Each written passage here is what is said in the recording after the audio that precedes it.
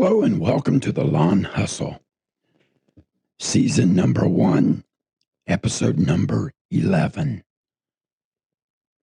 Thank you for tuning in today. Today's episode is the second part of a 2-part episode on leadership. Do you have what it takes to be a great leader? As business owners, we have to be leaders. Last week, we discussed that great leaders have developed the ability to navigate through any problem or situation that might arise and find the solution to those problems to help your business continue to go forward and grow and be successful. We also talked about delegation, how delegation frees you up as the business owner to do what only you can do. Delegation is assigning a task to your crew members or to maybe your lead foreman and giving them the space, time to complete the job without looking over their shoulder. And if they fail or make a mistake, you're there to navigate and guide them through and show them what needs to be done in order to be more successful the next time. We also discussed that leaders are not born, they are made. I said last week, if you see a turtle on a fence post, you know somebody put it there. Somebody placed it there. Somebody put forth an effort. And so it is with the development of leaders. Somebody makes an investment in you because they see potential in you. And then you make an investment in your team members, your foremans, your supervisors, because you see potential in them. So in today's episode, we're going to discuss about 8 different characteristics that you need to develop as a business owner to find success that you desire. Number 1, authenticity. Being genuine and true to who you are is fundamental to success in any role. You have to become authentic, genuine. You have to be a man of your word.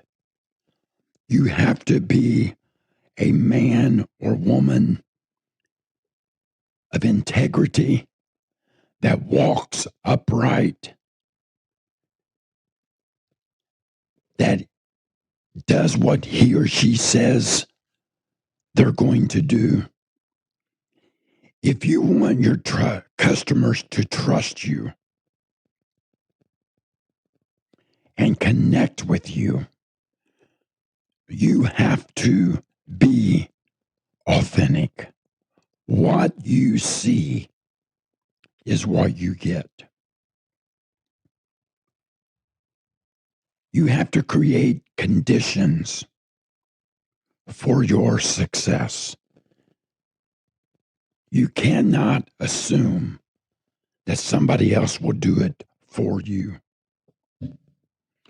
You have to show up and you have to show up as your best self.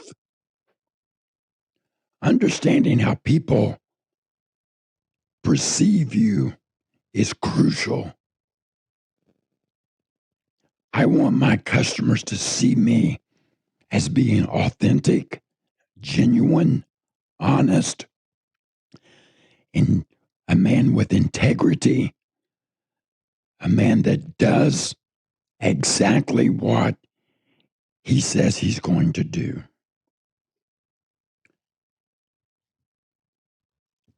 Number 2, curiosity. Curiosity is a mindset. It's about looking around the corner and exploring uncharted territories and trying to understand the art of possible. Now, what does all of that mean? Great leaders have an outside in perspective of their organization and their team.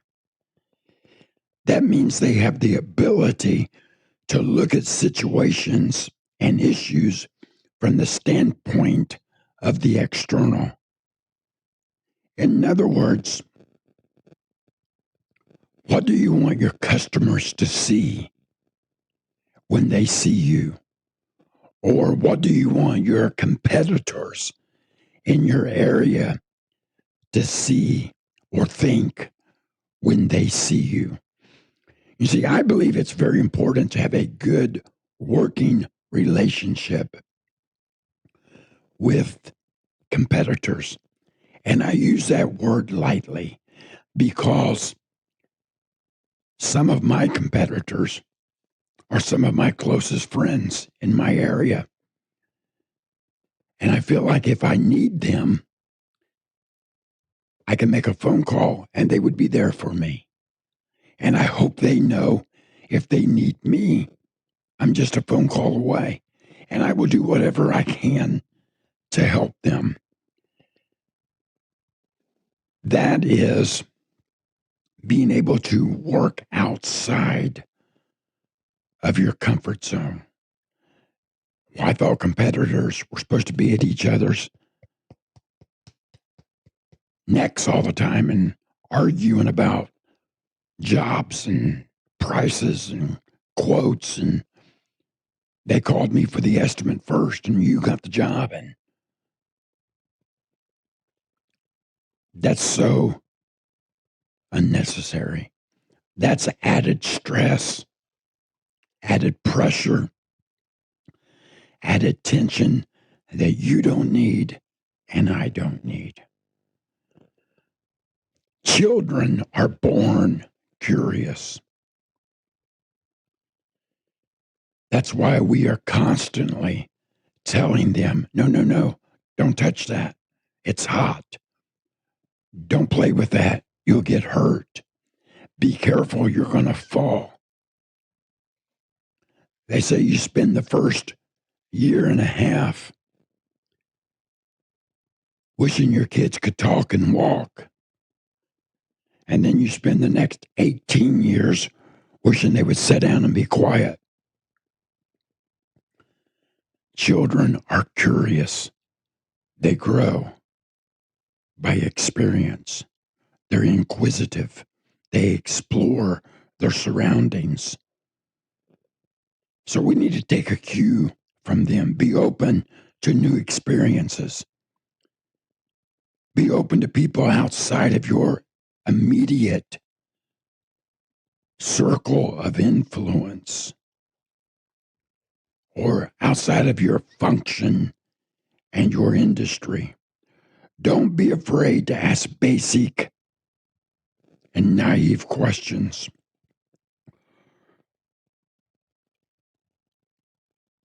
Think expensively. You need to always ask about moonshot ideals. What could we be doing? And what could we be doing better? As a business owner, you have to be curious. You have to think outside of your box. You have to be willing to stretch outside of your comfort zone. Number 3, analytical prowess. You have to develop the ability to break down complex problems and identify the root causes. In other words, you don't want to put a Band-Aid on a situation that requires surgery for you to overcome. No matter what the problem is, you got to be analytical in your thinking outside of the box, thinking beyond your comfort zone, looking, reaching, stretching to find solutions, and not only the solution, but getting all the way down to the root cause of the problem. You don't take an aspirin if you have cancer. You go through chemotherapy. You go through radiation. You might go through surgeries. But you're getting to the root of all of the symptoms. The upset stomach, the having trouble eating or swallowing, digesting. Those are just problems related to the more complex situation. And so it is with running a business. If your team isn't functioning cohesively, what is the problem? I found out a long time ago, if John has a problem with Tom and John has a problem with Tim and John has a problem with Brandon and John has a problem with Andy, John is probably the problem. He's probably the root issue that creates all the symptoms within your organization. Trusting your gut is not enough. You need to develop analytical skills by focusing on cause and effect.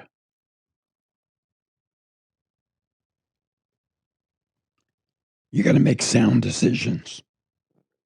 And being able to make sound decisions depends upon your expertise and your ethical judgment.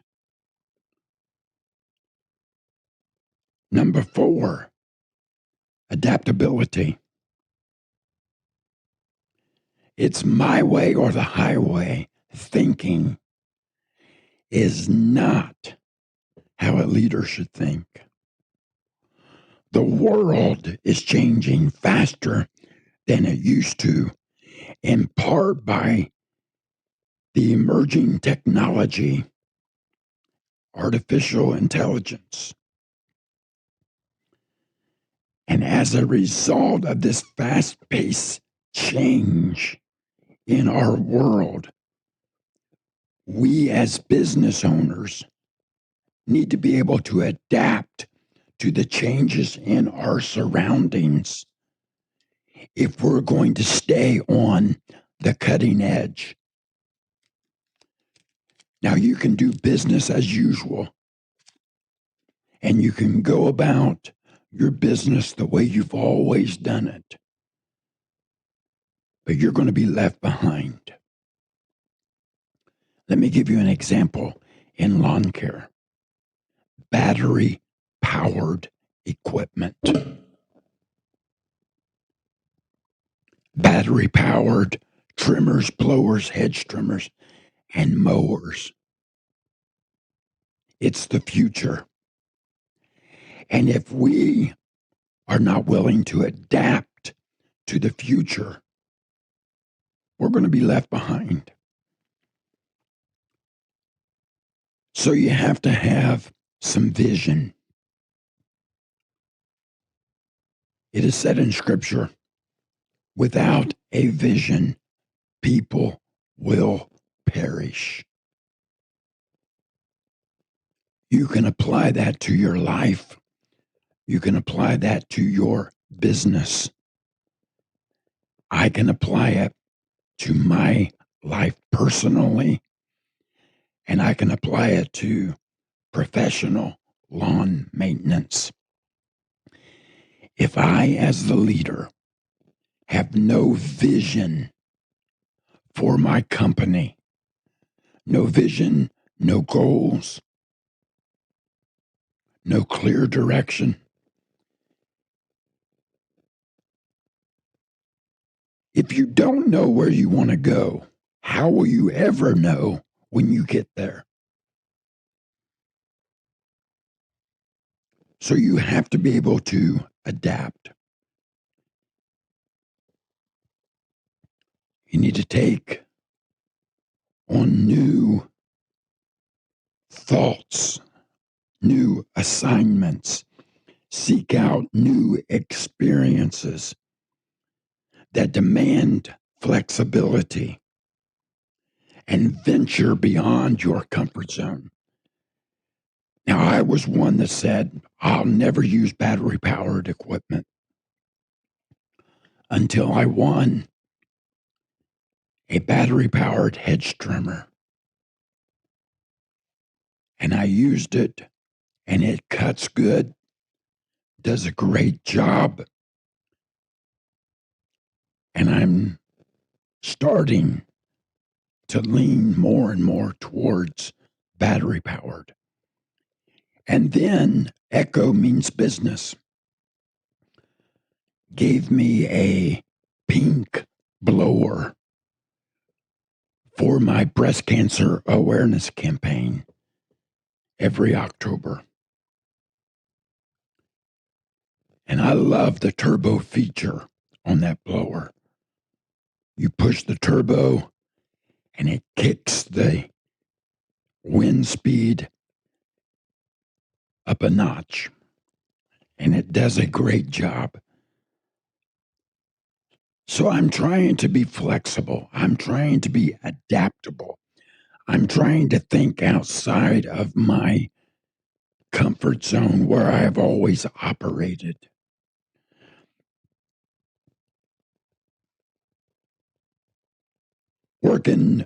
Work in new environments, stretching yourself, expand your personal growth and development.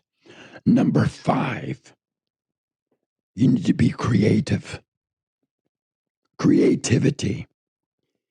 Any ideal that is new and useful to your organization is creativity. Well, we've always done it this way. That might be the problem. Try something new. Be creative.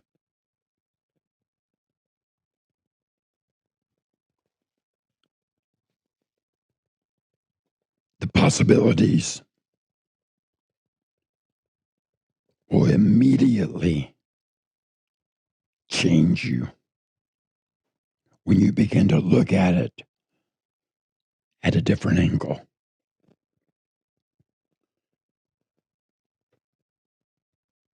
Establish an environment that nurtures creativity.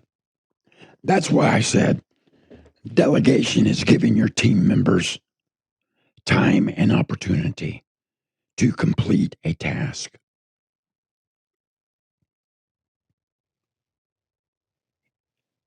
It gives them a chance to do things that maybe they have never done before.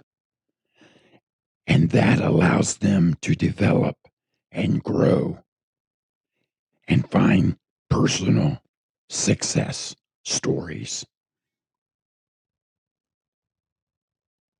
They might not do it the way you would have done it, but if the job gets done and it is done right and the customer is happy and you get a check when it's completed, even though they didn't do it the way you did, you are allowing creativity to work within your organization.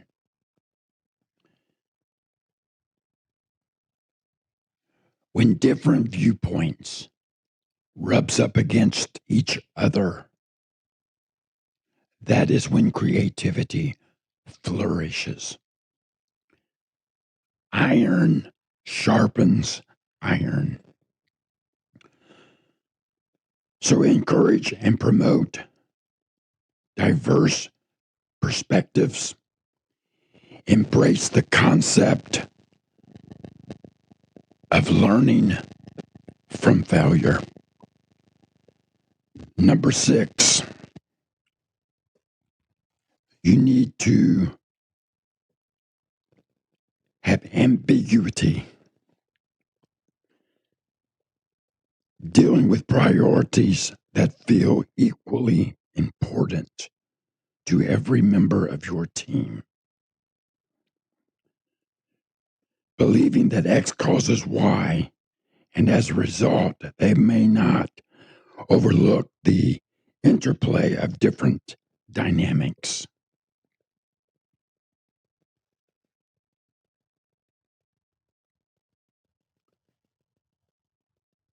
Number 7, be resilient. Charging ahead with unwavering vision can spell trouble in today's dynamic and competitive business environment.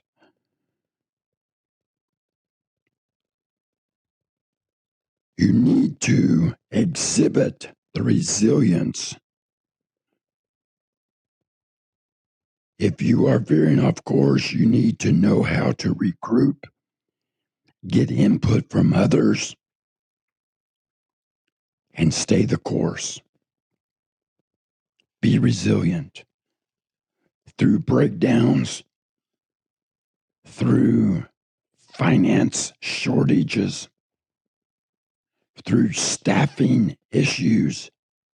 Be resilient and be determined. Number 8, show empathy. Understand and connect with others. It is a trait of strong leadership.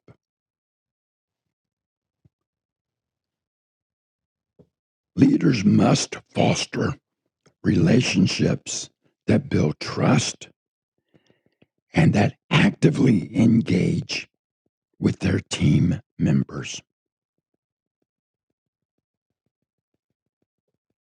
Step into the shoes of your team members. It's not always if you walked a mile in my shoes, you would understand. How about you put their shoes on and understand where they're coming from? Maybe some changes need to be made with you in order to be a great leader. It's not do as I say all the time. Sometimes it's do as I do.